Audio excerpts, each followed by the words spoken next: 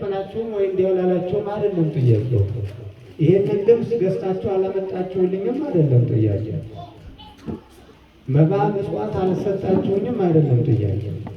ተርቤ አልበላችሁኝም፣ ተጠምቼ አላጠጣችሁኝም። እንግዲህ አሁን ያገር ተራሮች በአጠቃላይ ስድስቱን ቃላት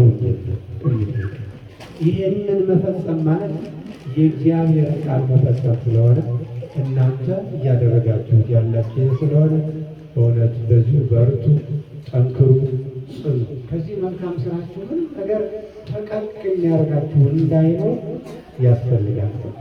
በእውነት እኔ በዚህ ዕለት በዚህ ሰዓት ከእናንተ ጋር በመገኘቴ በጣም እግዚአብሔር አመሰግናለሁ። እግዚአብሔር ስሙ ይክበር ይመስገን። እንበርታ። ከበረታን ከተረዳዳን ብዙ ስራ መስራት እንችላለን። ብዙ ስራ መስራት ይቻላል። ካለፈው መቄዶንያ ነበርኩ አይቻለሁ። ብዙ እናቶችን ብዙ አባቶችን አይቻለሁ። በዚህም አንድ ሁለት ሶስት ጊዜ ከጎናችሁ መሆኔን ለመግለጽ ያህል 50 ሺህ ብር ለዚሁ መልካም በረከት ተሳታፊ ይሆናለሁ። እግዚአብሔር ከሁላችሁ ጋር ነው።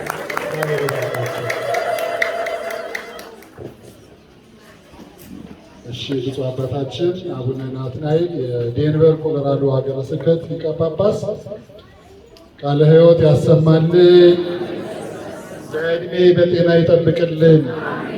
በእውነት ከሳቸው ጸሎታቸው ብቻ ነው የሚበቃኝ ነው። እናታችንን የሚሉት ሁሉ ጊዜ 3-4 ጊዜ መጥተዋል። መቶ ሺህ ብር የሰጡ አሁን ደግሞ በድጋሚ ሰጥተውናል። እግዚአብሔር በሚያውቀው ጸሎታቸው ይበቃል። እግዚአብሔር በዕድሜ በጤና ይጠብቅልን።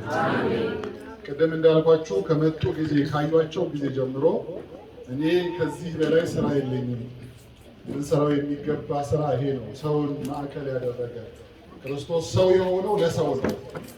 ስለዚህ በምችለው በሀገረ ስብከቴ ብለው በሀገረ ስብከታቸው አንድ ተወካይ እዛ ተገኝቶ እናታችን ሰጥተዋቸው ደብዳቤ በኮሎራዶ እና ዴንቨር ሀገረ ስብከት ሚሚ ጸዳይ ሼቱ የምትባል እህታችን ከእሳቸው ጋር አብራ ሆና እዛ ስራ እየሰራች ነው። ጀምረዋል። በጥምቀት እዛ ህዝቡ በተሰበሰበበት ስለ እማማ ዘውዲቱ ነግረው ስራ ከሰራችሁ ከእንዲህ አይነት እናት ጋር ስሩ ብለው እሷ እንድታስተባብር እውቅናም የሰጡን አባት ናቸው። ብፁዕ አባታችን ከዛው እንዲህ በመጨረሻ ላይ አንስተው